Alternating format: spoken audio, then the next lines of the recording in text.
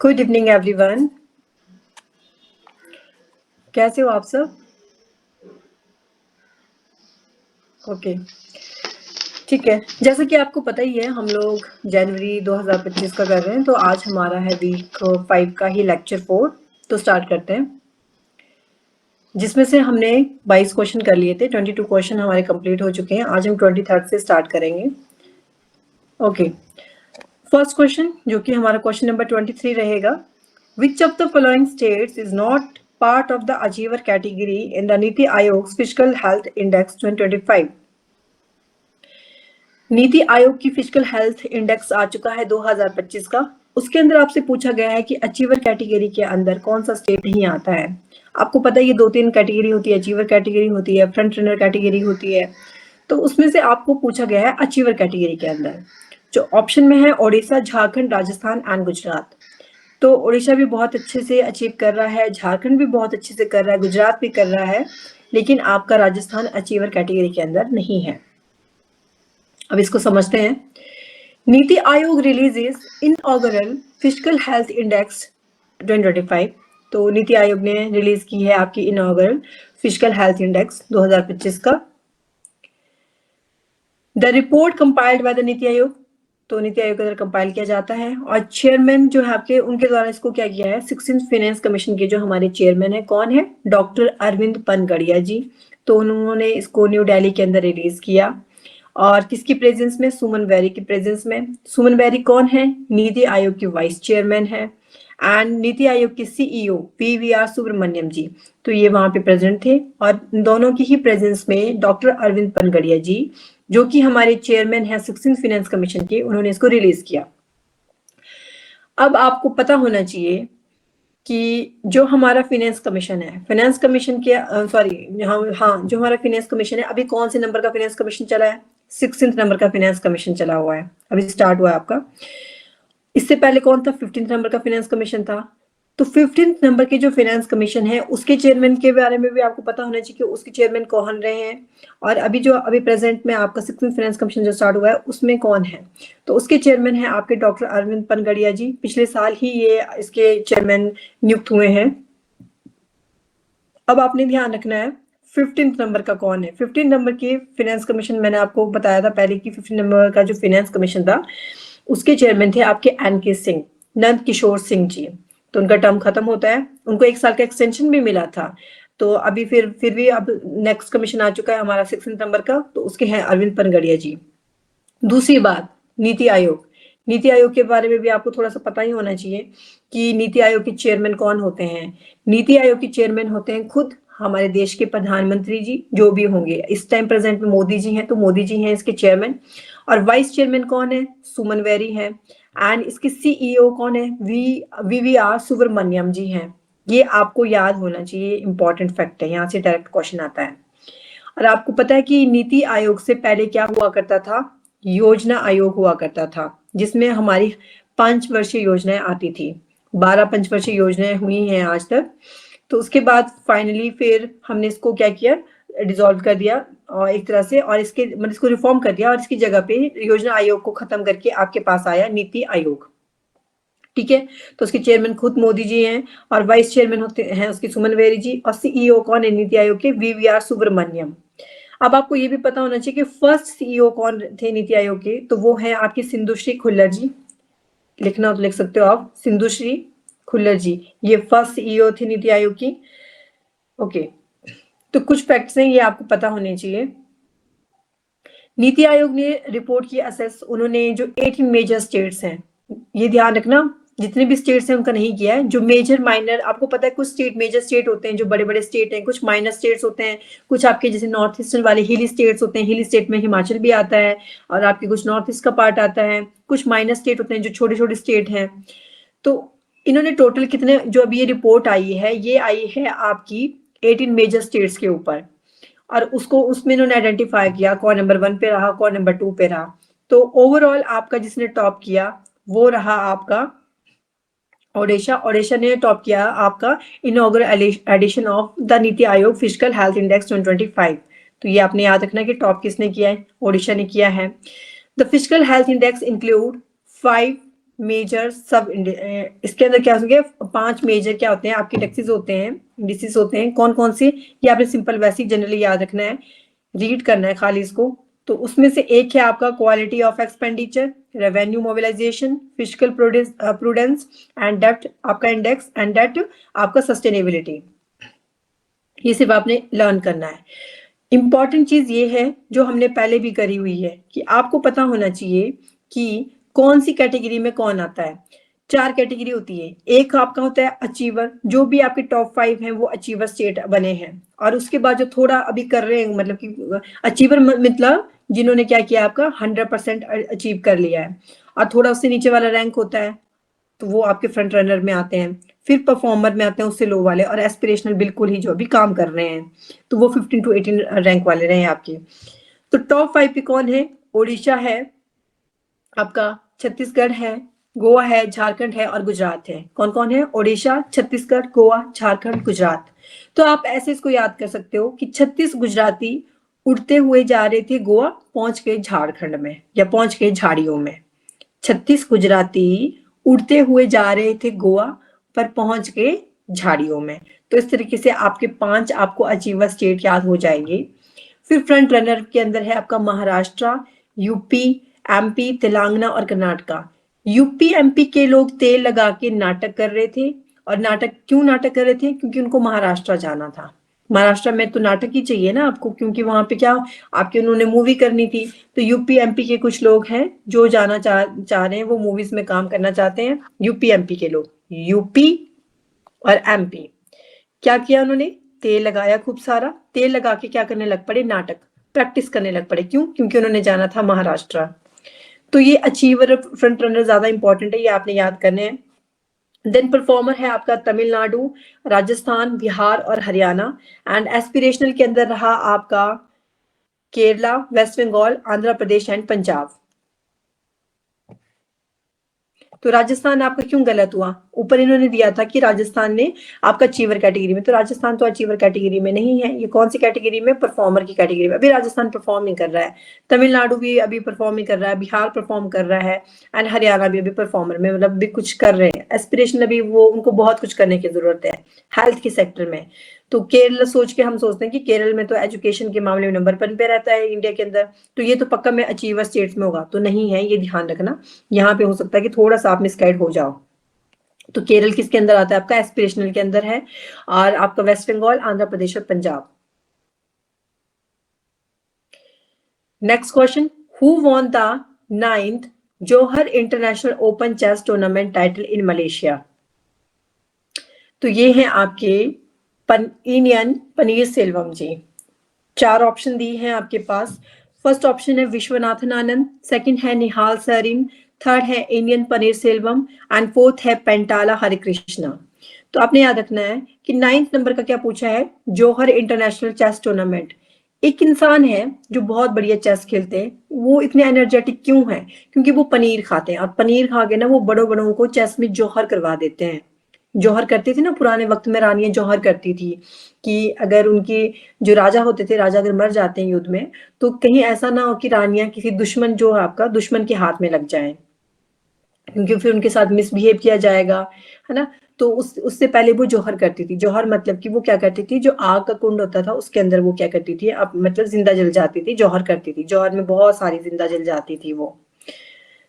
फिर तो who won the 9th Johor international open chess tournament title in Malaysia. तो Indian Panneer Selvam पनीर खा के बड़ों बड़ों को जौहर करवा देते हैं चेस में, तो इन्होंने अभी जीत लिया है ये कौन से नंबर का, 9th Johor international open chess tournament. हुआ कहाँ पे, ये मलेशिया। जब ये पनीर खाते हैं तो पनीर खाने के बाद ये माला पहनते हैं, माला पहनते हैं क्योंकि इन्होंने जौहर करवाना है चेस में, है ना। अपने जो भी इनका जो कंपटीटर है तो उनको क्या करना है, इन्होंने जौहर करवाना है। तो जौहर से हो गया आपका जौहर इंटरनेशनल ओपन चेस टूर्नामेंट। हुआ कहाँ पे, मलेशिया के अंदर हुआ। माला पहन के गए थे ये, वो भी रुद्राक्ष की माला पहन के गए, कुछ भी समझ सकते हो आप। Indian grand master Indian Panneer Selvam clinched the 9th Johor international open chess tournament title in Malaysia. बस इतना सा आपने याद रखना है। Next question, wing commander retired K Ramachand who recently passed away was the author of which of the following books. तो जो wing commander retire के रामचंद्र जी हैं, जिनका हाल ही में अभी निधन हुआ है, तो उन्होंने कौन सी जो आपकी बुक है उसको मतलब उसके ऑथर हैं ये। तो इसके लिए ना मतलब जब मैंने इसको पढ़ा था इस न्यूज को, तो मेरे दिमाग में एक ट्रिक आई थी। ट्रिक कैसे, मतलब कि खुद से एलिमिनेट कैसे कर सकते हैं इसको, एलिमिनेट खुद से इस तरीके से। रामचंद्र, इनका नाम क्या है, विंग कमांडर रिटायर के रामचंद्र, जिनका हाल ही में निधन हुआ। अब राम जी जो है हमारे श्री राम जी, तो आपको पता है उन्होंने पूरा लाइफ उनका क्या रहा, 14 साल जब उनको वनवास मिला, तो उन्होंने क्या किया, जर्नी की उन्होंने, है ना। तो उनकी जर्नी कोई ऐसी जर्नी नहीं थी कि कुछ भी मतलब, है ना, इनक्रेडिबल जर्नी थी। उस जर्नी में आपको बहुत सी चीजें देखने को मिली, सीधा हरण देखने को मिला, कैसे रावण का वध होता है, कैसे उनके साथ बहुत सारे लोग मिलते हैं, माता शबरी मिलती हैं। तो इस तरीके से उनकी जर्नी कैसी थी, इनक्रेडिबल जर्नी थी, अतुल्य जर्नी थी उनकी। The incredible journey of the Indian awakes. और यहीं से आप क्या कर सकते हो, उसको कोरिलेट करके इसका आंसर निकाल सकते हो। तो इसका आंसर है आपका कि इन्होंने जो किताब लिखी है के रामचंद्र जी ने, the incredible journey of the Indian awakes. तो ये हैं डॉक्टर के रामचंद्र जी, जिनका भी हाल ही में निधन हुआ है। And founder and director of centre for airborne system, DRDO Bengaluru. तो जो बेंगलुरु के अंदर जो डीआरडीओ की ही एक फर्दर आपका कैप्स है आपका सेंटर फॉर एयरबॉर्न सिस्टम, जो एयरबॉर्न सिस्टम होता है उसका सेंटर। तो उसके फाउंडर और डायरेक्टर भी रह चुके हैं ये, इन्होंने इसको फाउंड किया था, उसके डायरेक्टर भी रह चुके हैं। And principal author of the book ये है, जो बुक अभी पढ़ी हमने, the incredible journey of the Indian awakes. और रामचंद्र जी ने लीड किया था डीआरडीओ के अंदर। और इसके साथ ही airborne early warning and control जो आपका सिस्टम है, एयरक्राफ्ट रडार सिस्टम जो डिटेक्ट करते हैं, ट्रैक करते हैं थ्रेट्स को, और डायरेक्टली क्या करते हैं, आपके फ्रेंडली फोर्सेस को क्या करते हैं, वो ट्रैक कर लेते हैं। They can detect aircraft, ship, missile. अब ये जो आपका एयरबोर्न अर्ली वार्निंग कंट्रोल, ये क्या करेगा, जो आपके एयरक्राफ्ट हैं, शिप्स हैं, मिसाइल हैं, व्हीकल्स हैं, इनको क्या करते हैं, डिटेक्ट करते हैं कि कोई इसी तरीके की कोई चीज तो नहीं आ रही है। The aircraft was inducted into the Indian Air Force in 2017 and was flown during the airstrike on Balakot in 2019, providing critical air cover to Mirage 2000 fighter jet। जो आपका एयरक्राफ्ट इंडक्ट हुआ था इंडियन एयरफोर्स के अंदर 2017 के अंदर, उसको बाद आपको पता है कि बालाकोट में हमने एयर स्ट्राइक की थी ना, तो वहां पे भी जो क्रिटिकल एयर कवर जो पूरा आपको मिला था, वहां का पूरा डिटेक्शन वगैरह मिली थी, वो इसी के हेल्प से मिली थी। और साथ में ही ये इंडियन इंस्टीट्यूट ऑफ साइंस के द्वारा क्या रह चुके हैं, इनको अवार्ड भी मिल चुका है, तो रेसिपिएंट भी रह चुके हैं ये आपकी distinguish aluminium award of IISc क्या है, Indian institute of science. Next question, consider the following statements regarding ISRO's 100th launch. तो बहुत खुशी की बात है कि हमारे इसरो का अभी 100th लॉन्च कंप्लीट हो गया है, तो उससे रिलेटेड दो स्टेटमेंट है। फर्स्ट स्टेटमेंट है the launch vehicle use was GSLV F-15। ये स्टेटमेंट बिल्कुल करेक्ट है कि जो आपका लॉन्च व्हीकल है ये यही यूज किया गया था आपका GSLV F-15। The NVS-02 satellite is part of the नाविक सीरीज। और जो NVS-02 सैटेलाइट है ये पार्ट है नाविक सीरीज का, ये स्टेटमेंट भी बिल्कुल करेक्ट है आपकी, क्योंकि जो नाविक सीरीज है, जैसे हम लोग जीपीएस यूज करते हैं ना, जीपीएस तो आपको पता है यूएस का है, उसी तरीके से नाविक सीरीज बनाई गई। नाविक भी क्या आपका एक नेविगेशन सिस्टम है जो हमारी आर्म्ड फोर्सेस के लिए बनाया गया है। तो उसका 01 जो था वो पहले आ चुका है, अभी जो ये है आपका, ये कौन है, NVS-02 सैटेलाइट है। तो आपकी दोनों ही स्टेटमेंट कैसी करेक्ट है, अब इसको समझते हैं, बहुत इंपॉर्टेंट है। ISRO successfully launches NVS-02 satellite from Sriharikota. तो इसरो ने अभी सक्सेसफुली लॉन्च किया है NVS-02 सैटेलाइट, कहां से, श्रीहरिकोटा से। ठीक है, तो श्रीहरिकोटा से क्या किया है, NVS-02 सैटेलाइट को हमने लॉन्च किया है। तो इस फोटो को भी आप बहुत अच्छे से देख सकते हो। 100th launch from the India spacecraft Sriharikota, 17th flight of India's geosynchronous satellite launch vehicle, 11th flight with indigenous cryo stage. तो 17वें नंबर की फ्लाइट है इंडिया की जो जीएसएलवी से जा रही है, और 11th नंबर की फ्लाइट है जिसमें पूरा fully made in India cryo stage है इसके अंदर। और ये आपकी कब गई थी, 29 जनवरी 2025 को। कहां से, श्रीहरिकोटा में। श्रीहरिकोटा में कौन सा है हमारा, सतीश धवन स्पेस सेंटर है। एस से सतीश, एस से श्रीहरिकोटा, बच्चे कंफ्यूज भी हो जाते हैं इसमें, तो ध्यान रखना है। सतीश धवन स्पेस सेंटर कहाँ पे, श्रीहरिकोटा के अंदर। तो वहां से हमने लॉन्च किया है आपका NVS-02 सैटेलाइट को। लॉन्च किससे किया है, GSLV F-15, बहुत इंपॉर्टेंट है, मतलब कि हैवी है ये। GSLV से हम उनको ही लॉन्च करते हैं जो बहुत हैवी सैटेलाइट्स होती हैं। The Indian space research organisation जो हमारा इसरो है, उन्होंने अब लॉन्च किया आपका 100th लॉन्च, कहां से, श्रीहरिकोटा जी से। तो GSLV F-15 with the NVS 02 satellite, वही चीज दोबारा से लिखी है। And over these 100 launches ISRO has lifted 548 satellites to orbit, most important. तो इस 100 सैटेलाइट मतलब जो हमारा लॉन्च रहा 100 नंबर का लॉन्च, इसके साथ ही इसरो ने एक रिकॉर्ड भी बनाया कि 548 सैटेलाइट हमने ऑर्बिट में लिफ्ट की।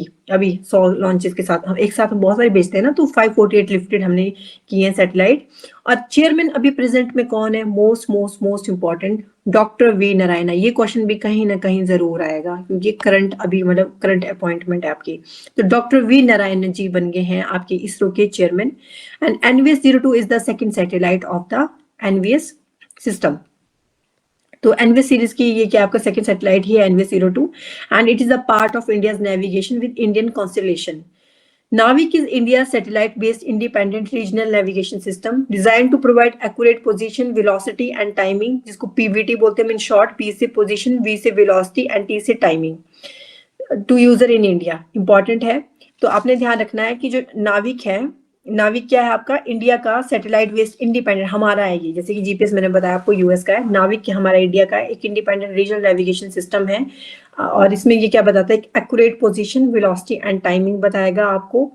The regions extending about 1500 kilometre beyond the Indian land mass, पूरा उतने एरिया का बता देगा। And it also aims to help with disaster management, आप डिजास्टर मैनेजमेंट में भी इसका यूज कर सकते हो, फ्लीट्स को ट्रैक करने में एंड वेदर प्रेडिक्शंस को इंप्रूव करने में भी ये क्या करता है? अच्छा इंपॉर्टेंट रोल प्ले करता है। नाविक प्रोवाइड 2 टाइप ऑफ सर्विसेज, 2 तरह की सर्विसेज ये देता है आपको, एक एसपीएस एक आरएस। एसपीएस होता है स्टैंडर्ड पोजिशनिंग सर्विस, दूसरा होता है रिस्ट्रिक्टेड सर्विस। तो NVS-01 जो कि first of the second generation satellite था, उसको लॉन्च किया गया था मई 2023 के अंदर, ठीक है। 29 ऑफ मई 2023 के अंदर हमने GSLV F12 से क्या किया था? लॉन्च किया था NVS-01 को। ये भी इंपॉर्टेंट है, जो भी इंपॉर्टेंट है वो मैं हाईलाइट कर देती हूँ, उसके अलावा एक्स्ट्रा मतलब सिर्फ आप खाली रीड करना है, जो हाईलाइट करती हूँ वो आपने लर्न करना है। तो NVS-01 अब यहाँ पे भी ना आपको थोड़ा सा सोचने वाली एक इंपॉर्टेंट चीज है, नोट डाउन करने वाली है। पहली बात, अभी जो भेजा जा रहा है वो NVS-02 है, इससे पहले भेजा है NVS-01 जो कि first of the second generation. और ये सैटेलाइट कौन सी जनरेशन की है? सेकंड जनरेशन की सैटेलाइट है ये। और सेकंड जनरेशन की भी पहली थी आपकी NVS-01, जिसको लॉन्च किया गया था 29 मई 2023 को। कब किया गया था? 29 मई 2023 को किया गया था। अब आपने याद रखना उसको लॉन्च किससे किया गया था? GSLV F12। किससे किया गया था? GSLV F12। अब आप इस चीज को बड़े अच्छे से कोरिलेट कर सकते हो। अब यहाँ पे ऊपर GSLV F12 नहीं है, अब कौन सा है आपका? NVS-02 के लिए कौन सा है आपका? NVS-02 के लिए है आपका GSLV F15। तो कंफ्यूज नहीं होना है, अगर स्टेटमेंट में क्वेश्चन आएगा जरूर, ये इंपॉर्टेंट है। NVS-01 होगा तो आपने F12 करना है, लेकिन अगर NVS-02 होगा तो GSLV F15 होगा, तो इसमें कंफ्यूज नहीं होना है। और ये डायरेक्टली भी पूछा जा सकता है कि बताइए कहाँ से लॉन्च किया, तो श्री हरिकोटा से या फिर सतीश धवन स्पेस सेंटर से। और कौन से नंबर का लॉन्च था? 100 नंबर का लॉन्च है। आपको पता है इसरो बिल्कुल बहुत ज्यादा इंपॉर्टेंट एक हमारे इंडिया की स्पेस एजेंसी है, तो आपने इसका ध्यान रखना है। For the first time an indigenous atomic clock was flown in NVS-01। और NVS-01 के अंदर जब इसको लॉन्च किया गया था तो जो इंडिजिनियस एटॉमिक क्लॉक भी इसके अंदर क्या की गई थी? रखी गई थी।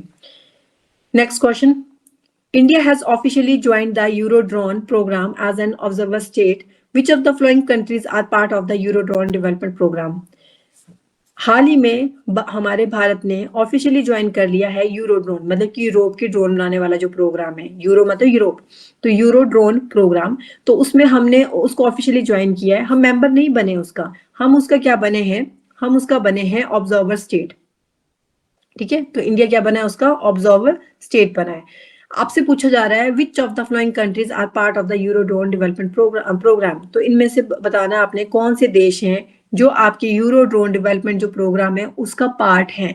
तो वो है आपका option A, Germany, France, Italy, Spain, ठीक है। तो जर्मनी है, फ्रांस है, इटली है और स्पेन है। इटली में जम गई थी मनी और फंस गए थे वो स्पेन में, या पेन में वो फंस गए थे, कुछ भी ऐसे, इसको डायरेक्ट ही याद करना, ये ट्रिक वैसे कुछ खास नहीं है। तो आपको पूछा गया यूरो, वो क्या कर रहे थे? यूरोप में ड्रोन बना रहे थे। यूरोप की कौन सी कंट्रियां थी जो सबसे पहले उस प्रोग्राम का हिस्सा थी? वो थी आपकी जर्मनी, क्योंकि उनकी मनी जम गई थी तो उन्होंने बोला ऐसे पैसे रखे रखे जम रहे हैं, उससे बेटर है हम ड्रोन बनाते हैं। फ्रांस के भी पैसे फंस गए थे, बस इतने ज्यादा पैसे हो गए थे, वो भी फंस गए थे। तो वो भी क्या, उन्होंने बोला हम क्या करते हैं, ड्रोन बनाते हैं। फिर उसके बाद आ गया आपका इटली। इटली के वालों के पास भी बहुत ज्यादा पैसा हो गया था, तो वो क्या कर रहे थे, वो ड्रिंक करके टल्ली हो जा रहे थे। तो बोला ऐसे बेकार में पैसे बर्बाद हो रहे हैं, तो हम क्या करते हैं, ड्रोन बनाते हैं। स्पेन, इनके पास इतना पैसा हो गया था कि उनको पैसा देख देख के पेन हो रही थी, तो इन्होंने भी बोला हम ड्रोन बनाते हैं। तो अगर अच्छी लगेगी तो आप ऐसे कर लेना, या तो फिर अपने आप से देख लेना। तो इसके अंदर हो गया आपकी चार, जम गई मनी, फ्रांस और टल्ली और पेन। तो जर्मनी, फ्रांस, इटली, स्पेन, ये चार थे आपके यूरोड्रोन डेवलपमेंट प्रोग्राम के पार्ट है, ये चारों देश। अब इंडिया ने ज्वाइन किया है एज अ ऑब्जर्वर। देखो ऑब्जर्वर का मतलब है कि हम वहां पे बनाएंगे नहीं उनके साथ, हम उनको ऑब्जर्व करेंगे, जिससे हम हो सकता है फिर आगे हम उसका पार्ट भी बन जाए।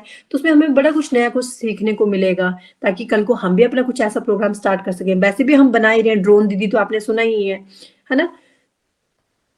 तो India has an observer state officially join the medium altitude long endurance आपका remotely piloted aircraft system male RPS. तो इंडिया ने एज मतलब ऑब्जर्वर स्टेट के तौर पे हमने यूरोड्रोन प्रोग्राम को क्या कर दिया है, हमने ज्वाइन कर लिया है officially. And Eurodrone is a 4 nation development programme. तो 4 देश हमने पढ़ लिए थे, जम गई मनी जर्मनी, फ्रांस से फ्रांस, एंड टल्ली से इटली और पेन से स्पेन। तो इन्होंने इसको क्या किया था, ये चारों ही देश इसको लीड करते हैं, उनका ही एक प्रोग्राम है ये। And lead by the organisation for joint armament cooperation. ठीक है, आर्मामेंट होते हैं आपके हथियार के लिए जो भी पूरा बनाए जाते हैं आर्मी के लिए। Germany takes the role of lead nation for the programme. अगर इसमें से भी पूछा जाए कि लीडर कौन है इस पे तौर पे, तो वो ज्यादातर आपका जर्मनी है। And Airbus defence and space in the industrial prime. ठीक है, the Eurodrone is a remotely piloted aircraft system है। ये जो यूरोड्रोन है ये क्या है आपका, ये एक रिमोटली पायलटेड एयरक्राफ्ट सिस्टम है, डिजाइन किया गया है लॉन्ग एंड्योरेंस मिशन के लिए, लाइक इंटेलिजेंस, सर्विलेंस, आपका टारगेट एक्विजिशन एंड रिकनेंस। ठीक है, इस्तार जिसको बोलते हैं, इन शॉर्ट क्या बोलते हैं इसको, इस्तार। इस्तार कैसे होगी आपकी पूरी पूरी फुल फॉर्म में, intelligence, surveillance and target acquisition and reconnaissance. ठीक है, maritime surveillance, anti submarine warfare and airborne early morning warning. जो भी आपकी एयरबोर्न अर्ली वार्निंग वगैरह ये सब चीजें देनी है, उसको वॉरफेयर को क्या करेंगे, अच्छे से ये देखेंगे। तो एक प्रॉपर ये क्या देंगे आपको, उसको अच्छे से क्या करेंगे, रिमोटली ये करेंगे। Maximum mission payload of 2.3 tons and an endurance period of up to 40 hours. ये भी है, सिंपल सा रीड ही करना है आपने, ये इसमें ऐसा नहीं है कुछ याद करने वाला। Unconceived as a European programme for European sovereignty, और इसको फॉर्म किया गया था 2022 के अंदर। और आपका जो प्रीलिमिनरी डिजाइन रिव्यू पास हुआ था इसका 2024 के अंदर। तो ड्रोन एक्सपेक्ट किए जा रहे हैं कि ये सर्विस के अंदर जो भी ये लोग बना रहे हैं, ये आपके 2030 तक सर्विस में हो जाएंगे, एंटर कर जाएंगे। And Omkar executive administrative director कौन है इसकी, जोआकिम सुकर। बिल्कुल भी इंपॉर्टेंट नहीं है, याद नहीं करना है ये आपने, इसको याद करने की जरूरत नहीं है, सिर्फ रीड करना है आपने। And has handed over the letter of approval. तो हमारे जो इंडिया के एम्बेसडर हैं टू जर्मनी, ये इंपॉर्टेंट है कि इंडिया के एम्बेसडर कौन है जर्मनी के लिए, तो वो है अजीत गुप्ते जी। ठीक है, तो अजीत गुप्ते जी के हाथ में लेटर आ चुका है जर्मनी की तरफ से कि आप ऑफिशियली क्या बन चुके हो, अब ऑब्जर्वर बन चुके हो आप यूरोड्रोन की। एंड इंडिया फॉलोज करता है जापान को, which became the first official Omkar observer state. तो ओकार का जो फर्स्ट ऑब्जर्वर स्टेट कौन बना था, जापान बना था, लास्ट टाइम ये बना था 2023 में। तो उसके बाद अब हम भारत बना है दूसरा ऑब्जर्वर। ये भी इंपॉर्टेंट है कि जापान पहले नंबर पे बना, जो वो भी अभी मतलब इसका पार्ट नहीं है, ऑब्जर्व भी कर रहा है। और अब हम बन चुका है हमारा India. As a Eurodrone observer state, India will gain access to technical information. हमें अच्छे से नॉलेज मिलेगा कि कैसे कैसे ये किस तरीके से कर रहे हैं, while fostering close defense ties European Nations के साथ। तो बड़ा कुछ सीखने को मिलेगा। And however, as an observer, India won't be involved in the design or development decision of the Eurodrone program itself. हम सिर्फ वहाँ पे ना सिर्फ ऑब्जर्व करेंगे, हम अपने कोई इन्वॉल्वमेंट नहीं शो कर सकते वहाँ पे, उनको सलाह नहीं दे सकते, कोई डिजाइन में कुछ वैसे नहीं कर सकते, सिर्फ ऑब्जर्व करेंगे। नेक्स्ट है आपका question number 28। Consider the following statements regarding the SL 2024 report. ये रिपोर्ट अपने आप में बहुत इंपॉर्टेंट होती है, इससे हमें पता चलता है, मतलब ग्राउंड लेवल पे इसको स्टडी किया जाता है, बहुत सारी चीजें हमें क्या लगती है पता चलती है। तो आपके कुछ दिए हुए हैं, आपने बताना कौन सी स्टेटमेंट करेक्ट है। फर्स्ट स्टेटमेंट है 82% of children use a smartphone. तो ये तो हम वैसे भी अगर हमने नहीं भी पढ़ा होगा तो हम अपने आप से सोचे तो सही में 82% बच्चे तो होंगे ही होंगे जो बच्चे स्मार्टफोन का यूज करते हैं, चाहे बड़े बच्चों की बात करो चाहे छोटे बच्चों की बात करो।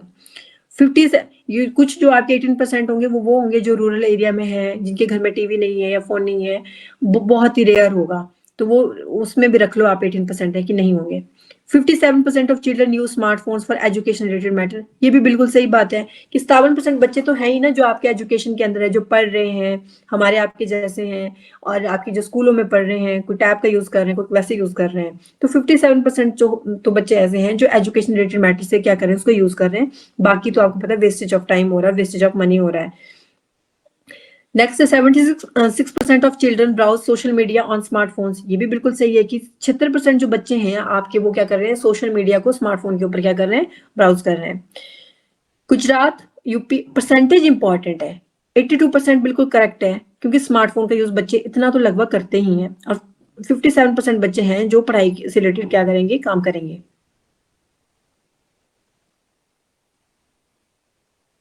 एक सेकेंड है ना, मेरे को एक सेकेंड देना, मुझे लग रहा है कोई आया, एक सेकेंड।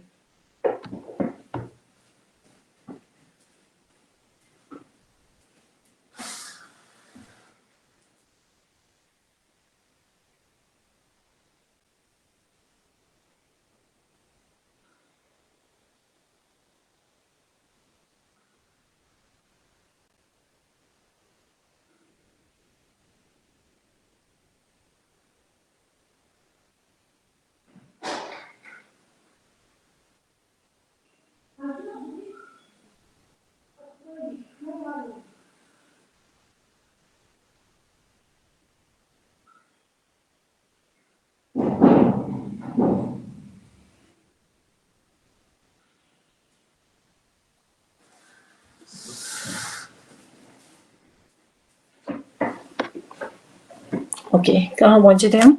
ठीक है, तो फिर आपकी नेक्स्ट स्टेटमेंट थी Gujarat, UP and Uttarakhand showed at least 10% point increase in the number of children able to read or class 2 text। तो गुजरात, यूपी, उत्तराखंड, यहाँ पे शो किया आपका जो इसके अंदर ना टेस्टिंग होती है बच्चों की, तो शोड एटलीस्ट 10% जो आपका पॉइंट है वो इंक्रीज किया गया है in the number of children जो कि क्लास 2 का जो टेक्स्ट है उसको रीड कर ले रहे हैं।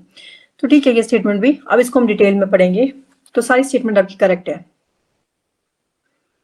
ए सर होता क्या है, annual status of education report, ये भी आपने याद रखना है।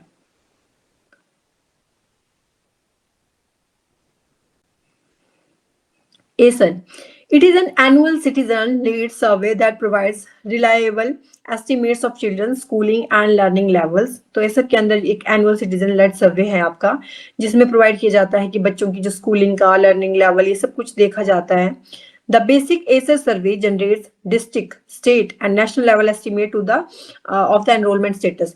इसमें कुछ नहीं होगा, सिंपल सा समझते हैं। 3 से 16 साल के बच्चे हैं आपके, उनका पूरा देखा जाएगा कि वो कहाँ पे स्टैंड करते हैं, कि क्या क्लास 6 में जो बच्चा पढ़ रहा है वो पहुंच तो गया है 6 में, क्या वो क्लास 2 या 3 का उसको आता भी है, उससे पीछे का उसको आता भी है कि नहीं आता है। तो उनकी बेसिक रीडिंग और जो उनकी रिथमेटिक स्किल्स होती हैं 5 से 16 साल के बच्चों की, वो देखी जाती है इसमें। और 3 से 16 साल के बच्चों का एनरोलमेंट स्टेटस देखा जाता है कि बच्चे एडमिशन भी ले रहे हैं कि नहीं ले रहे हैं, उसमें कहीं रिडक्शन तो नहीं देखने को मिल रहा है। तो एडिशनली जो ए से 24 है उसमें जो ओल्डर चिल्ड्रन है आपके 14 साल, एज 14 तो 16 वाले, उनसे क्वेश्चन पूछे गए about the digital access and usage and were administered a set of smartphone based task to आपका गॉज देयर डिजिटल एबिलिटी। तो उनसे पूछे गए, तो उसके बेस पे इन्होंने हमें रिजल्ट बताया कि इतने % बच्चे ये करते हैं, इतने % बच्चे ये करते हैं। ए से 2024 रीच ऑलमोस्ट 6 से 6.5 लाख चिल्ड्रन, 605 विलेजेस के, उनका पूरा देखा गया कि किस तरीके से वहां पे बच्चों का रूरल एरियाज में गए, रूरल डिस्ट्रिक्ट के अंदर गए, तो 605 गाँव के अंदर, उसमें 6.5 जो लाख चिल्ड्रन देखे गए कि उन्होंने इतना एनरोल किया है। एंड ये पूरा जो फैसिलिटेट होता है किसके द्वारा होता है, एक एनजीओ है प्रथम, एक लोकल ऑर्गेनाइजेशन है और इंस्टीट्यूशन है जिसको जो कंडक्ट करता है सर्वे इन ईच सर्वे डिस्ट्रिक्ट। जो भी डिस्ट्रिक्ट सर्वेड होती है वहां पे क्या करते हैं, वो सर्वे करेंगे, वहां के बच्चों का देखेंगे कि कैसा वहां पे एनरोलमेंट है और किस तरीके का एजुकेशन का लेवल है। Key finding of the ACER 2024 survey are presented separately below for 3 groups of children। Majorly 3 group, pre primary में आएंगे आपके 3 से 5 वाले, एलिमेंट्री में आ जाएंगे 6 से 14 वाले, एंड ओल्डर में आ गए आपके 15 से 16 वाले। The survey found a slight improvement in comparison to pre COVID 2018-11। बोलते इस सर्वे में ये देखा गया कि ज्यादा नहीं बट थोड़ी सी इंप्रूवमेंट देखने को मिली है अगर हम कोविड की बात करें। उस टाइम पे तो बहुत ज्यादा हो गया था ना, सारे बच्चे घर से पढ़ाई कर रहे थे और कुछ बच्चे तो बिल्कुल ही मजे में हो गए थे, तो वहां पे तो लेवल काफी गिर गया था। लेकिन उससे अगर कंपेरिजन करें तो बोलते थोड़ा सा इंप्रूवमेंट देखने को मिला है। लेकिन majority of children in classes 3 and 5 are still unable to read और क्लास 2। मतलब कि जो बच्चा थर्ड में पढ़ रहा है, फिफ्थ में पढ़ रहा है, जब उनको बोला गया क्लास 2 का लेवल की उनकी बुक पकड़ाई गई तो वो उसको पढ़ नहीं पा रहे थे, वो अनेबल थे उसको रीड करने में इन देयर लोकल लैंग्वेज और to do simple math problem को भी, मतलब अपनी लोकल लैंग्वेज में भी उसको रीड नहीं कर पा रहे थे और सिंपल मैथ्स के प्रॉब्लम को भी सॉल्व नहीं कर पा रहे थे। तो आप उससे देख सकते हो कि हमारे एजुकेशन का लेवल कहाँ पे है। बच्चा फिफ्थ में पहुंच गया है, थर्ड में पहुंच गया है, लेकिन उसको क्लास 2 के लेवल का नहीं आ रहा है और सिंपल मैथ्स उसको सॉल्व नहीं किया जा रहा है। एंड 2018 के अंदर जो एसर ने रिपोर्ट किया था कि 20.9% जो क्लास थर्ड के स्टूडेंट है वो एनरोल थे गवर्नमेंट स्कूल में और वो एबल थे क्लास 2 के लेवल को, मतलब कि आपके गवर्नमेंट स्कूल का अच्छा बताया उन्होंने कि ज्यादा तो नहीं पर 20.9% ऐसे थे जो बच्चे क्लास थर्ड में थे और वो क्लास 2 के लेवल को रीड कर पा रहे थे। And this figure drop to 16.3%। तो मतलब कि आपका 18 के अंदर वो अच्छा था, 20.9% था, लेकिन 2022 के अंदर वो 16.3% हो गया due to COVID. And but वो 24 के अंदर अब उसमें थोड़ी सी रिकवर देखने को मिला है, तो बोलते उसमें 23.4% हो गया है। ये परसेंटेज ना आपने सब लर्न करनी है, मैं इनको हाईलाइट कर देती हूँ। एक तो आपने रखना है 18 में कितना था, 20.9% थे जो क्लास 3 के बच्चे जो क्लास 2 के लेवल का को रीड कर पा रहे थे। फिर उसके बाद बोला गया कि फिर 20 में कोविड आ गया, तो उसकी वजह से 22 में जब देखा गया तो वहां पे क्या हुई, आपकी डी ग्रोथ हुई। फिर अब 24 के अंदर जब दोबारा से सर्वे हुआ है तो उसमें क्या हुआ है, आपका अपलिफ्ट हुआ है, ग्रोथ हुई है कितनी, 23.4%। 2018 में जो 44.2% क्लास 5 के स्टूडेंट थे वो एबल थे रीड। ये ना आपको ऐसा करना है स्टैट को आप ना अपने आप से लर्न नहीं करना है, रीड करना है, आपने समझना है इसको, क्योंकि रीड करने वाला ही है कि जो क्लास 5 का स्टूडेंट था 44.2% जो 18 के अंदर, तो वो एबल थे रीड करने के लिए। लेकिन जो फिर वो 22 के अंदर फिर वो मतलब क्या हो गया, डिक्लाइन हो गया। 24 में अब फिर से 44.8% हो गया, तो थोड़ा सा बिल्कुल हल्का सा उसमें मतलब क्या हुआ है, ग्रोथ हुई है। सर्वे शोड दैट 67.5% जो क्लास 8 के स्टूडेंट हैं वो क्लास 2 का जो आपका टेक्स्ट क्या कर पा रहा है, रीड कर रहा है। बड़ी हैरानी की बात है अगर आप सोचो कि 8वीं क्लास का बच्चा क्लास 2 का टेक्स्ट रीड कर पा रहा है तो सिर्फ 67.5%, बाकी परसेंटेज कहाँ गई। तो बड़ी मतलब वही देखने वाली सोचने वाली बात है, करना चाहिए इस तरीके का सर्वे, इंपॉर्टेंट भी है, इससे पता चलता है हमारे स्कूल्स का लेवल, हमारे बच्चों का level. 2 out of 3 class student were still unable to solve the subtraction problem correctly. और उसमें से भी 3 मान लो क्लास थर्ड का जो बच्चे हैं उसमें से बीच में 2 या 3 बच्चे ऐसे थे जो क्या करते, सिंपल सा उनको माइनस के क्वेश्चन दिए थे उसको भी वो क्या मतलब आपके नहीं सॉल्व कर पा रहे थे। तो असेसमेंट मेथड रिमेन सेम ही रहा आपका 2007 से। और जो मोस्ट इंप्रूव्ड स्टेट है, अब ये याद रखना है आपने कि कौन से स्टेट है जिन्होंने अपने आप में इंप्रूवमेंट दिखाई है। तो गुजरात ने थोड़ा इंप्रूवमेंट किया है, यूपी ने भी किया है, उत्तराखंड ने किया है, तमिलनाडु ने किया है, सिक्किम ने किया है एंड मिजोरम ने किया है। ये अपने आप में इंपॉर्टेंट है कि मोस्ट इंप्रूव्ड स्टेट कौन कौन है, गुजरात, यूपी एंड आपका उत्तराखंड, तमिलनाडु, सिक्किम एंड मिजोरम। तो नॉर्थ ईस्ट के 2 हैं आपका सिक्किम और मिजोरम, और नॉर्थ इंडिया से आपका हो गया उत्तराखंड, और सेंट्रल इंडिया से हो गया आपका यूपी, और यूपी बस नॉर्थ में आता है, और गुजरात बिल्कुल आपका वेस्ट वाली साइड से हो गया, और तमिलनाडु आ गया साउथ इंडिया से। We saw at least 10 percentage point hike, मतलब वहां पे 10% की ग्रोथ देखने को मिली है। एंड डिजिटल लिटरेसी की बात की जाए तो ओल्डर जो टीनेजर हैं जो 14 से 16 साल के हैं वो 89% है जो उनके पास स्मार्टफोन है अपने घरों में, और जिसमें से आपके ऑफ दिस कैटेगरी जिसमें तो 31.4% से जिनके अपने फोन है बच्चों के। आप सोचो कि क्या हालात है कि 14 से 16 साल के बच्चे हैं जो 89% बच्चे हैं जो यूज कर रहे हैं स्मार्टफोन का, उसमें से भी 31.4% बच्चे हैं जिनका अपना पर्सनल फोन है 14 से 16 साल के बच्चे का। और 82% ऑफ चिल्ड्रन यूज कर रहे हैं स्मार्टफोन, एंड 57% यूज कर रहे हैं इसको एजुकेशन रिलेटेड मैटर्स के लिए। 57% ही बच्चे क्या कर रहे हैं उसको एजुकेशन के लिए यूज कर रहे हैं, and 76% said that they browse social media. और 76% बच्चों ने बोला कि हाँ जी हम स्मार्टफोन का यूज करते हैं, हम फेसबुक चलाते हैं, हम इंस्टाग्राम चलाते हैं, हम सोशल मीडिया के ऊपर हैं, आप वहां पे हमें फॉलो कर सकते हो। ठीक है, तो कितने बच्चों ने बोला, 76% बच्चों ने बोला। क्या हो गया, ठीक है। Boys were more aware of safety measures on their phones than girls. लड़कियां बाकी में इतनी अवेयर नहीं होती हैं जितने अवेयर लड़के होते हैं। लड़कियों का काम ज्यादा होता है, वो कुछ ना कुछ फोन पे करते रहते हैं, छेड़ते रहते हैं। लड़कियां ज्यादा नहीं करेंगी, लड़कियां ज्यादातर अपना सोशल अकाउंट चलाएंगी, पढ़ने वाली सी पढ़ाई करेंगी, ज्यादा वो छेड़छाड़ नहीं करती। तो इसलिए वो अवेयरनेस जो सेफ्टी फीचर्स होती हैं उससे लड़के ज्यादा अवेयर होते हैं, लड़कियां कम अवेयर होती हैं। Next question, Dr. K.M. Cherian, who recently passed, was known for performing India's first coronary bypass surgery in 1975. Which of the following is correct regarding Dr. K.M. Cherian? बहुत इंपॉर्टेंट पर्सनैलिटी है ये। एक तो पता नहीं आज ये अपने आप से हाईलाइट क्यों हो गया है। क्वेश्चन ऊपर वाला हाईलाइट करूं, नीचे वाला ऑटोमेटिकली हो जा रहा है। ओके, तो डॉक्टर के.एम. चेरियन अपने आप में बहुत इंपॉर्टेंट पर्सनैलिटी है जिनका हाल ही में निधन हो गया। तो इन्होंने क्या किया था, जो भारत की जो फर्स्ट कोरोनरी आपकी बाईपास सर्जरी हुई थी, कब हुई थी? 1975 में। तो वो इन्होंने ही की थी। पूछा जा रहा है कि इसमें से कौन सी स्टेटमेंट इनसे रिलेटेड करेक्ट है। पहला, क्या इनको पद्म भूषण दिया गया 1999 में? नहीं।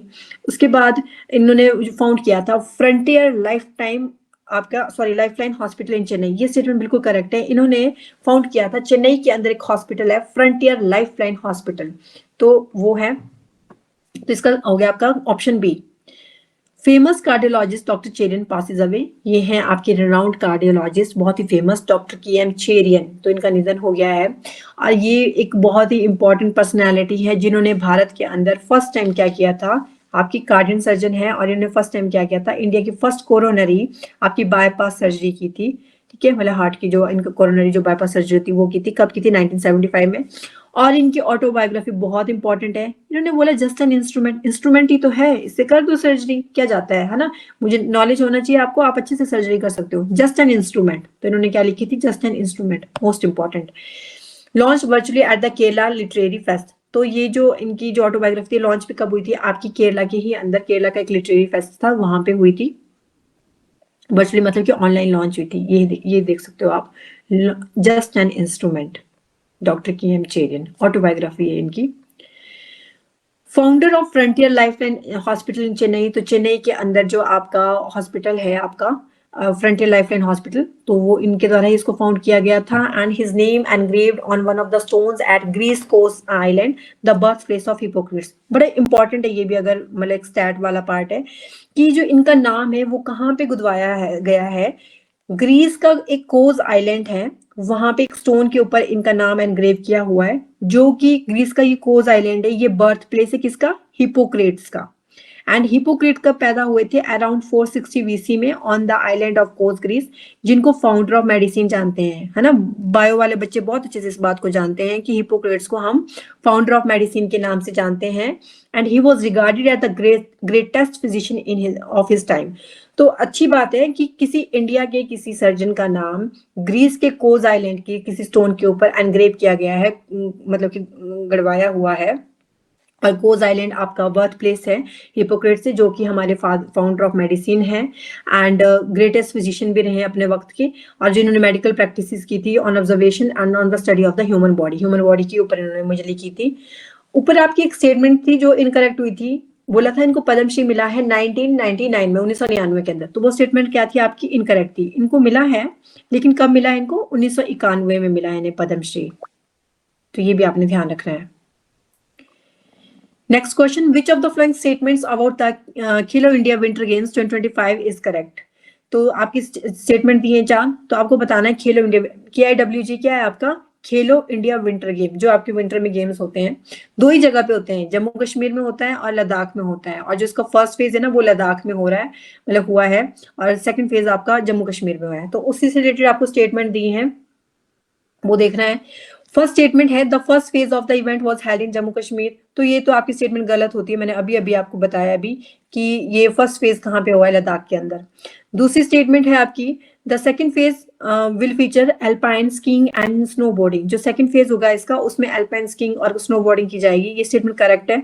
तमिलनाडु ने फिनिश किया है? नहीं, तमिलनाडु नहीं रहा है नंबर 1 पे, लद्दाख रहा है। और टोटल ऑफ 200 मेडल, 200 तो बहुत ज्यादा बोल दिया, 200 नहीं है, ठीक है, 100 समथिंग है। तो आपका सेकंड स्टेटमेंट क्या है इसकी? करेक्ट है। The second phase will feature alpine skiing and snowboarding. Fifth edition of Khelo India Winter Game concludes in Ladakh. तो फर्स्ट फेज तो जब इसका हुआ तो उसके बाद जो पूरा प्रॉपर इसका जो कंक्लूजन निकाला, पूरा कंक्लूड कहाँ पे खत्म कहाँ पे हुआ, ये लद्दाख के अंदर हुआ खेलो इंडिया विंटर गेम का। कौन सा एडिशन था ये? फिफ्थ एडिशन था। मोस्ट इंपॉर्टेंट, ये एग्जामिनर ना सीधा पूछ लेते हैं कि कौन सा एडिशन हुआ है अभी खेलो इंडिया विंटर गेम का, तो आपने ध्यान रखना है कौन सा हुआ है, इससे क्वेश्चन जरूर बनता है। तो फिफ्थ एडिशन हुआ है। The Khelo India Winter Game 2025 is being held in 2 phases. तो फर्स्ट फेज इसका कहाँ पे होगा? लद्दाख के अंदर हुआ था 23 जनवरी से 27 जनवरी के बीच में। ये याद रखना है, कंफ्यूज नहीं होना है। पहले कहाँ पे हुआ? लद्दाख के अंदर हुआ 23 से आपका जनवरी से 27 के बीच में, जिसमें आइस हॉकी और आइस स्केटिंग हुई है। दोनों आइस वाली चीजें हुई है, तो कंफ्यूज नहीं होना है। Ice hockey and ice skating ये हुई है लद्दाख के अंदर। द सेकंड फेज जिसमें अल्पाइन स्कीइंग है, नॉर्डिक स्कीइंग है एंड स्काई माउंटेनियरिंग और स्नोबोर्डिंग है, ये हुई है आपकी सेकंड फेज के अंदर। कहाँ पे? जम्मू कश्मीर के अंदर हुई है आपकी 22 फरवरी से 25 फरवरी के बीच में। तो ये भी इंपॉर्टेंट है। पहले वाले में रखना याद, लद्दाख में बहुत आइस होती है ना, तो ice hockey, ice skating, ice वाली। बाकी जो 3 बच गई आपकी स्कीइंग वाली बच गई, alpine skiing, Nordic skiing, sky mountaineering और स्नोबोर्डिंग, ये है सॉरी जम्मू कश्मीर के अंदर। और फर्स्ट फेज में जो टॉप पे रहा है वो कौन रहा है? आपका लद्दाख। ठीक है, उन्होंने तमिलनाडु लिखा था, वो गलत था। तो कौन रहा है आपका? नंबर 1 पे लद्दाख रहा है। तमिलनाडु ने शाइन किया है जरूर, लेकिन नंबर 1 पे नहीं रहा है। वो स्केटिंग में उन्होंने अच्छा किया है, तो स्केटिंग के अंदर उनका अच्छा परफॉर्मेंस रहा। एंड आर्मी ने रिटेन किया, और आर्मी हमेशा की तरह उन्होंने अपना आइस हॉकी का क्राउन अपने सर पे ही सजाया, मतलब वही जीते। And competing in discipline across 6 winter sports, 6 हुए टोटल, इसमें 2 हमने देखे थे आपके आइस वाले, वो थे आपके लद्दाख के अंदर। बाकी जो 4 थे स्कीइंग वाले और स्नोबोर्डिंग वाले, वो कहाँ पे थे? आपके JNK के अंदर। तो उन्होंने 200 मेडल बोला था, तो वो स्टेटमेंट गलत थी। क्यों? क्योंकि 136 मेडल्स हैं जो टोटल इसमें थे अवार्ड किए गए। The Indian army won the Khelo India winter games last year after winning 10 gold medals, 5 silver and 6 bronze. और जो इंडियन आर्मी ने आपका जो खेलो इंडिया विंटर गेम हुआ था लास्ट ईयर, उसमें उन्होंने जीते थे 10 गोल्ड मेडल, 5 सिल्वर और 6 bronze. The first 3 editions of Khelo India Winter Games were observed. अब obviously बात है कि 25 के अंदर अभी कौन सा हो रहा है? इसका 5th हो रहा है। तो जो फर्स्ट 3 एडिशन थी वो कब हुए थे? आपके हुए थे जम्मू कश्मीर के अंदर हुए थे, मतलब उसको जम्मू कश्मीर का जीता गया था, होस्ट भी किया गया था 20 में, 21 में और 23 में। 22 में नहीं हुआ, अगर 22 में भी होता तो अभी 6 नंबर का होता, तो इसलिए अभी 5th नंबर का है, क्योंकि 22 में नहीं हुआ था। 20, 21, 23, 24, 25। Next question, match the following ICC awards 2024 winners to their respective categories. आपके पास 4 विनर दिए गए हैं और उनके अवार्ड दिए गए, आपको उनमें मैच करना है, फिर आपका आंसर निकालना है। फर्स्ट स्टेटमेंट है, फर्स्ट विनर दिए हैं मेली केयर, जो कि न्यूजीलैंड से फीमेल है ये, एंड रशेल हाइफ आपका Heyhoe Flint trophy for ICC women's cricketer of the year. ये बिल्कुल सही स्टेटमेंट है। जो आपकी मेली केयर है, ये इनको दिया गया है Rachael Heyhoe Flint trophy for ICC women's cricketer of the year. तो आपसे एक क्वेश्चन ये भी बन सकता है कि बताइए कि जो रशेल, ये वाला जो ट्रॉफी आपकी Rachel Heyhoe Flint trophy है, ये कौन सी फील्ड से रिलेटेड है, कौन से स्पोर्ट से रिलेटेड है? तो ये है आपकी क्रिकेट से रिलेटेड है, Rachael Heyhoe Flint trophy. दूसरा है जसप्रीत बुमराह, है ना, बहुत फेमस है, तो इनको दिया गया है sir Garfield Sobers trophy for ICC men's cricketer of the year. ये रहे थे आपके ICC men's cricketer of the year, तो इसके लिए इनको जो ट्रॉफी मिलती है, जो विमेन होती है ना, आपने दोनों याद करनी है। अगर कोई विमेन जीतती है क्रिकेट में और वो क्रिकेटर ऑफ द ईयर, वो पूरी साल का उसका बहुत ही अच्छा परफॉर्मेंस रहता है, तो उनको एक ट्रॉफी दी जाती है जिसका नाम है Rachael Heyhoe Flint trophy. ये दी जाती है विमेन को। अगर मैन की बात की जाए तो मैन को दी जाती है, कौन सी दी जाती है मैन को? मैन कैटेगरी में दी जाती है आपकी सर गारफील्ड सोवर्स ट्रॉफी। तो याद रखना है आपने। देखो सर गारफील्ड नाम लग रहा है ना, लड़कों वाला नाम लग रहा है आपको, तो वो मैन में क्रिकेट में दी जाती है क्रिकेटर ऑफ द ईयर, जो बहुत पूरी साल बहुत अच्छा परफॉर्म करते हैं, तो जसप्रीत बुमराह जी को ही दी गई है। रशेल थोड़ा आपको लग रहा है ना, रशेल हे हो फ्लिंट, हे हो मतलब लड़कियां हे हो करती ज्यादातर, मतलब कि थोड़ा उसमें जब वो क्रिकेट का वो मैच चलते हैं, तो रशेल एक लड़की का नाम लग रहा है, तो Rachel Heyhoe Flint trophy होगी आपकी फीमेल कैटेगरी के अंदर, जो बहुत अच्छा परफॉर्म करती हैं, ये आती हैं, इसलिए याद रखना है। स्टैट वाला पार्ट भी यहाँ से बनता है, आपका स्टैटिक भी यहीं से होता है। फिर थर्ड है अर्शदीप सिंह। अर्शदीप सिंह रहे हैं आपके ICC men's T20 cricketer of the year. ये रहे T20। अब इसमें कंफ्यूज नहीं होना है, ऊपर पढ़ा था हमने ICC men's cricketer of the year, ये रहे T20, जो T20 वाले होते हैं आपके। तो T20 cricketer of the year अलग अलग प्लेटफॉर्म होता है ना, इंटरनेशनल, ODI, T20, तो T20 cricketer of the year रहे अर्शदीप सिंह, बहुत अच्छे बॉलर हैं ये आपके। और जसप्रीत बुमराह, इनको तो सब जानते हैं, तो ये ICC men's test cricketer of the year, ये ऊपर भी पढ़ लिया हमने, वही घुमा के दे दिया है। तो चारों ही स्टेटमेंट कैसी करेक्ट है, फर्स्ट का यही होगा बिल्कुल, मतलब कि ABCD 1 2 3 4 यही रहेगा इसका। तो आपकी ऑप्शन ए होगा इसका राइट आंसर। तो ये है जसप्रीत बुमराह, फिर स्मृति मंधाना है, फिर मैलिक केयर है, और अर्शदीप सिंह है। अब आपसे पूछा गया है, अब स्मृति मंधाना भी दी है यहाँ पे, क्यों दी है? क्योंकि ये ODI रही है आपकी, ODI cricketer of the year रही है। जसप्रीत बुमराह रहे हैं आपके test cricketer of the year, and Smriti Mandhana रही है ODI cricketer of the year. और अगर मैन कैटेगरी में देखा जाए तो कौन रहे हैं आपके ODI cricketer of the year? वो रहे हैं आपके अजमुतुल्ला उमराजी, है ना। उमराजी भी बहुत अच्छे वो है, प्लेयर है। ICC men's T20 cricketer of the year ये है आपकी बस कंफ्यूज नहीं होना है आपको ना, सब अलग से याद रखने हैं। अगर सिंपल पूछेंगे men's cricketer of the year, women's cricketer of the year, तो वहां पे आपने सिंपल वो कर देने हैं, जसप्रीत बुमराह कर देने हैं। तो अगर पूछा जाएगा ODI, तो ODI का याद रखना कि फीमेल में होगा तो कौन होगी आपकी? स्मृति मंधाना होगी ODI में। अगर मेल में होगा तो कौन हो गए? ओमराजी हो गए। T20 में पूछेंगे तो अर्शदीप हो गए, फीमेल का पूछेंगे तो एमेलिया कर होगी, बस ये याद रखना है। And ICC umpire of the year कौन रहे? रिचार्ड इलिंगवर्थ रहे, है ना। तो इंग्लैंड के हैं रिचार्ड इलिंगवर्थ, तो वो रहे आपके ICC umpire of the year. Rachel Heyhoe flint trophy अभी हमने पढ़ ली, तो इसको अनाउंस किया जाता है फीमेल कैटेगरी में, आंसर गारफील्ड दिया जाता है मेल कैटेगरी में। तो ये हमने कर लिया। और किसको मिलती है रेशेल हेहो फ्लिंट ट्रॉफी? मैलिकर को। ये है आपकी मैलिकर और ये है Jasprit Bumrah. Next question. The जीवन रक्षा पदक series of the awards 2024 have been conferred on 49 persons. जो जीवन रक्षा पदक सीरीज है वो अवार्ड दिए गए अभी 49 पर्सन्स को, तो उसी से रिलेटेड आपकी स्टेटमेंट दी है, तो आपको बतानी कौन सी स्टेटमेंट करेक्ट है। द सर्वोत्तम जीवन रक्षा पदक वॉज अवॉर्डेड टू 17 इंडिविजुअल, और जो उत्तम जीवन रक्षा पदक ये दिया गया 10 इंडिविजुअल को, और जो जीवन रक्षा पदक है ये दिया गया आपका 22 इंडिविजुअल्स को। तो इसमें सिर्फ आपकी फर्स्ट स्टेटमेंट वही करेक्ट है कि जो सर्वोत्तम जीवन रक्षा पदक है वो दिया गया 17 इंडिविजुअल को। अब इसको ये भी हमको लर्न करने पड़ेंगे कि कौन कौन से कितने किसी को दिए गए। तो एक तो आपने रखने टोटल याद। तो बुरे प्रेसिडेंट अप्रूव्स कन्फर्मेंट ऑफ जीवन रक्षा पदक सीरीज अवार्ड 2024 ऑन 49 पर्सन्स, 49 पदक दिए गए। ये मुझे लग रहा है ना, ये जो आपकी यहाँ पे फोटो लगी है ये पुरानी लग गई है, इसमें 31 लिखा है ना, अभी 49 को दिया गया, तो ये पुरानी है। ठीक है, अब आपने ध्यान रखना है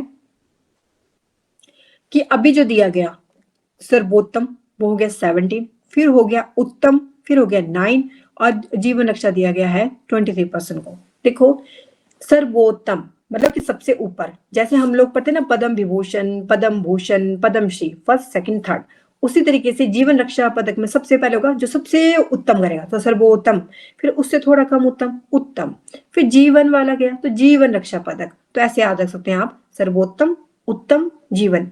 तो जिन्होंने सर्वोत्तम काम किया वो थे 17, जिन्होंने उत्तम किया वो थे 9, और जीवन रक्षा पदक वाले तो काफी है 23। 17, 9, 23 ये आपको याद करना पड़ेगा। जीवन रक्षा पदक सीरीज एक अवार्ड होती है जो भी कोई भी अच्छा ह्यूमन नेचर को या किसी की लाइफ को बचाने के लिए काम करते हैं, बहुत ही मेरिटोरियस। आपने देखा होगा कई मतलब ट्रेन से कोई मतलब कुचलने वाला होता है उसकी रक्षा कर लेते हैं, बचा लेते हैं, तो उनको दिए जाते हैं ये अवार्ड। नाम से ही पता लग रहा है जीवन रक्षा पदक सीरीज। बस ये होगा किसने किस लेवल का काम किया, सर्वोत्तम किया कि उत्तम किया कि जीवन रक्षा। नेक्स्ट क्वेश्चन है, match the following literary work of Mahatma Gandhi with the language in which they were published. अच्छा, अब आपको कुछ काम दिया गया है यहाँ पे, आपको मैच द फॉलोइंग करना है कि जो महात्मा गांधी जी का जो लिटरेरी वर्क था कौन सी लैंग्वेज के अंदर उन्होंने कौन सा किया है, तो उसको पब्लिश मतलब किस किस में किया है। पहला है आपका हिंद स्वराज। हिंद स्वराज बहुत ही ज्यादा फेमस था, हिंद स्वराज को गुजराती के ही अंदर पब्लिश किया गया है, ये बिल्कुल करेक्ट है। दूसरा है आपका हरिजन। जो हरिजन वाला है आपका ये हिंदी में था ताकि सबको मतलब ये इजीली मतलब समझ आ सके, तो ये गुजराती में नहीं होगा, ये होगा आपका हिंदी में। थर्ड है इंडियन ओपिनियन। इंडियन ओपिनियन नाम से ही पता लग रहा है आपको इंग्लिश में होगा। नवजीवन, नवजीवन था गुजराती में। देखो यहां से ना क्वेश्चन बनेगा आपका, और फिर कंफ्यूज होंगे। याद रखना जो हिंद स्वराज है ये गुजराती में ही था। जो हरिजन है, हरिजन वाला ना सबको समझ आना चाहिए, तो इसलिए वो किस में रखा है, हिंदी में। जो इंडियन ओपिनियन है, नाम से पता लग रहा है इंडियन ओपिनियन, तो इंग्लिश में। नवजीवन ये गुजराती में। एक आपका हिंद स्वराज, दूसरा है आपका नवजीवन। ये दोनों ही किस में है आपके, ये है गुजराती के अंदर। ये याद रखने हैं आपने, हिंद स्वराज और नवजीवन। और जो हरिजन है ये है हिंदी में, इंडियन ओपिनियन है इंग्लिश में। इसको बेशक क्रैम कर सकते हो, क्रैम कर लेना, ये इंपॉर्टेंट है। तो आपका कौन सी ऑप्शन बन गई आपकी, ऑप्शन डी, ए सी डी बी। ठीक है, ए सी डी बी।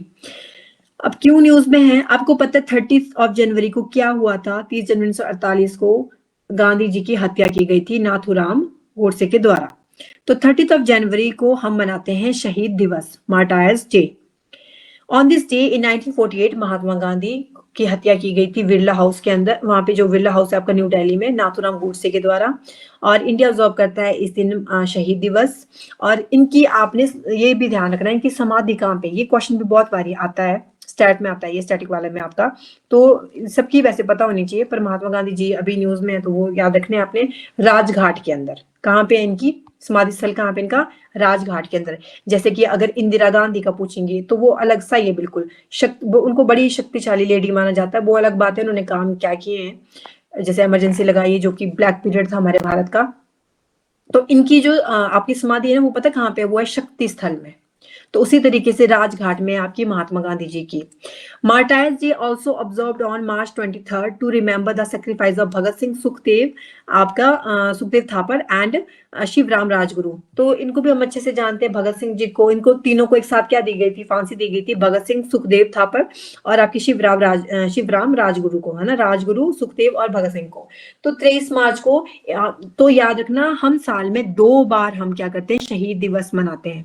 कब कब, है ना, मनाना तो नहीं बोल सकते हैं, पर हाँ ठीक है, मतलब उनको याद करते हैं, कमेमोरेट करते हैं। एक तो हो गया आपका 30 जनवरी को, और दूसरा हो गया आपका 23 मार्च को। तो दोनों ही डेट याद रखनी है, पूछी जाती है, ज्यादातर ये पूछी जाती है क्योंकि 30 जनवरी वाली सब रटी होती है। और हो सकता है दोनों ऑप्शन में होगा, तो ऑप्शन 1 और 2 या 3 4 जहां पे भी दी होगी ऑप्शन, तो दोनों करने हैं फिर। Some of his literary works are as follows, जैसे कि हिंद स्वराज, इसको पब्लिश किया गया था गुजराती में 1909 के अंदर, 1909 के अंदर। And he edited several newspaper in which included, बहुत सारे थे, जैसे कि हरिजन इन गुजराती, इन हिंदी, इंग्लिश लैंग्वेज। तो जैसे हरिजन था, मेल गुजराती था, फिर बाद में इसको हिंदी में, इंग्लिश लैंग्वेज में, सब में उनको क्या किया गया था, आपका एडिट किया गया था। इंडियन ओपिनियन, यंग इंडिया, ये इंग्लिश में ही थे, नाम से पता लग रहा है ना, यंग इंडिया, इंडियन ओपिनियन, तो नाम से ही पता लग रहा है ये इंग्लिश में ही थे। और आपका नवजीवन और हिंद स्वराज गुजराती में था। और जो नवजीवन था ये मंथली आता था।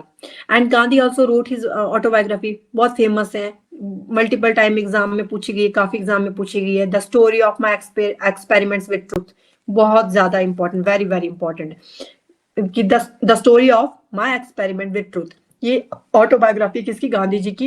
एंड हिज अदर ऑटोबायोग्राफी भी है, जैसे कि सत्याग्रह इन साउथ अफ्रीका, वहीं पे रहे थे काफी टाइम ये। फिर उसके बाद हिंद स्वराज और इंडियन होम रूल, तो ये है कुछ important. Next question, the Guneri island the Guneri Inland Mangrove Site is presumed to have originated during which geological period?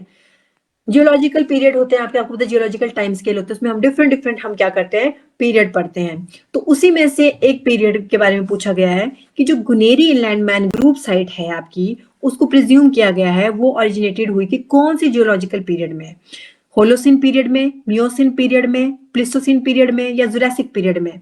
तो ये हुई थी आपकी मियोसिन पीरियड में, तो option B, option B.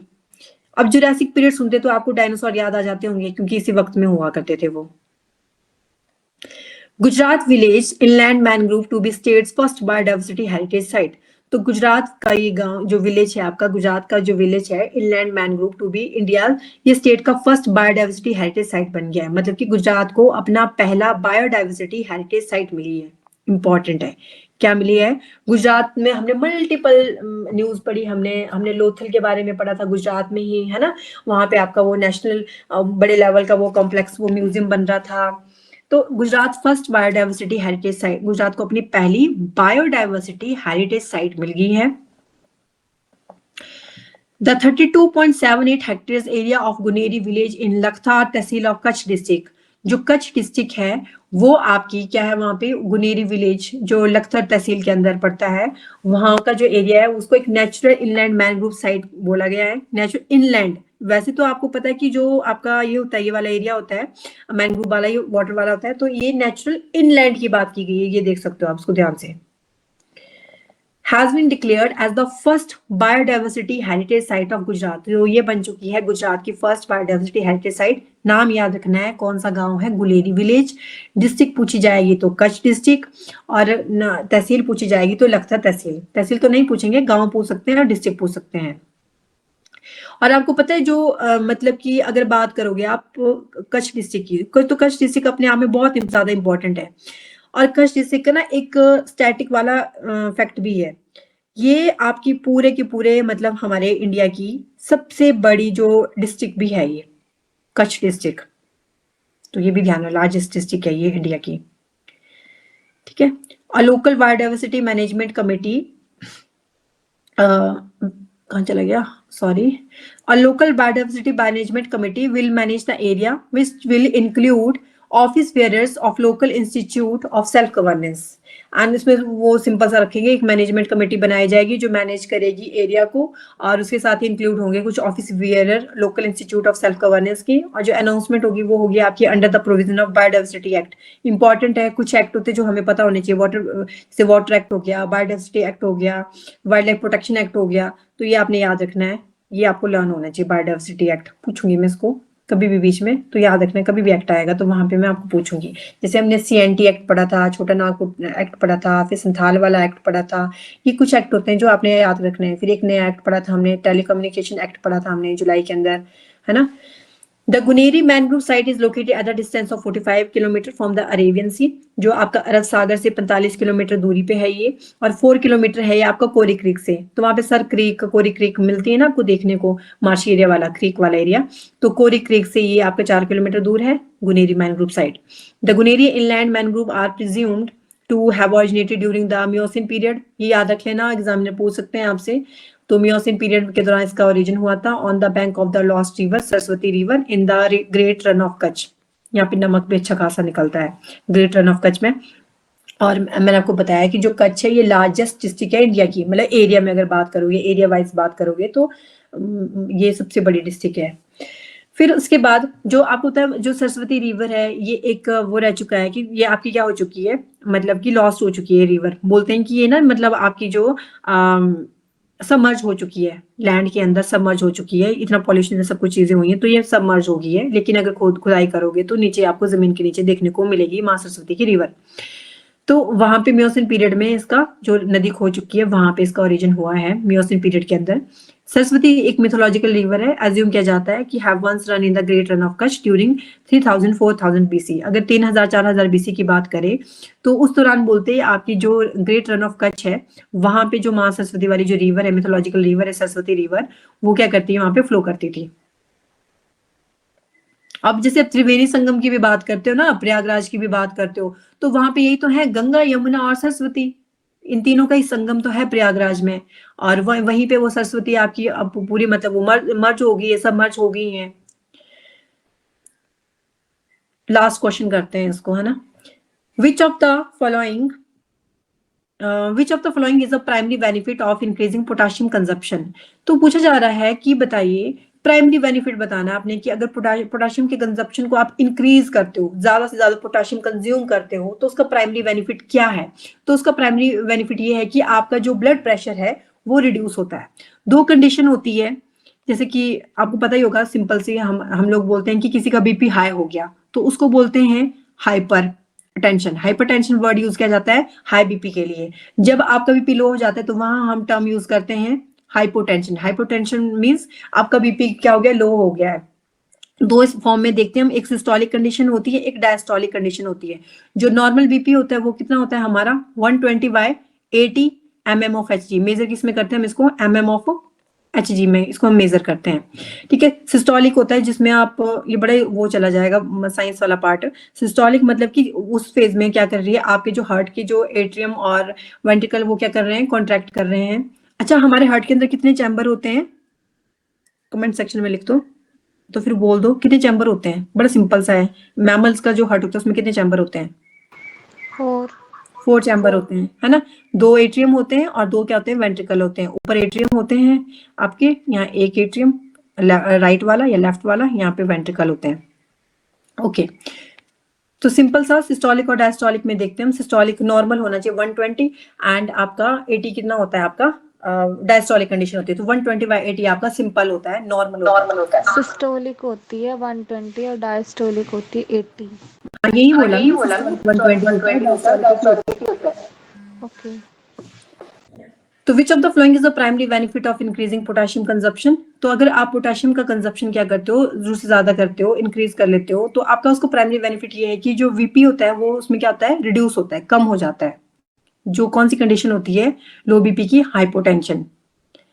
Reducing blood pressure, WHO guidelines on के salts. तो जो वर्ल्ड हेल्थ ऑर्गेनाइजेशन है, in its recent guideline suggest that it may help in bringing down the amount of sodium one consumes, thereby reducing the risk of these chronic conditions। तो WHO ने अपने recent guideline में suggest किया है कि अगर आपको मतलब कि अपना ये रिड्यूस करना है, तो आपके अगर अमाउंट ऑफ जो सोडियम है उसको जब आप कंज्यूम करते हो, thereby reducing the risk of this, इस तरह की जो क्रॉनिक कंडीशंस होती हैं वो कम हो जाती हैं। What are के salt? Normal table salt contain sodium chloride. तो के सॉल्ट क्या है आपका? नॉर्मल बोलते हैं जो टेबल सॉल्ट है उसमें होता है सोडियम क्लोराइड। द के सॉल्ट और potassium based substitute replace the sodium chloride with potassium chloride. जो सिंपल आपका हम नॉर्मल टेबल सॉल्ट यूज करते हैं सोडियम क्लोराइड, तो उसको फर्दर रिप्लेस कर सकते हैं आप किससे? सोडियम क्लोराइड को विद पोटेशियम क्लोराइड के साथ। These salt have double benefit, इसके डबल बेनिफिट होते हैं। दीज में help in bringing down sodium consumption while increasing potassium consumption. तो ये जो सॉल्ट्स हैं आपके, इसके डबल बेनिफिट होते हैं। ये हेल्प करते हैं आपकी जो सोडियम कंजप्शन को, मतलब कि बोलते हैं दे में help in bringing down sodium consumption, while जब आप पोटेशियम कंजप्शन को आप जब इंक्रीज करने लगते हो तो सोडियम वाले को क्या कर देगा ये डाउन कर देगा।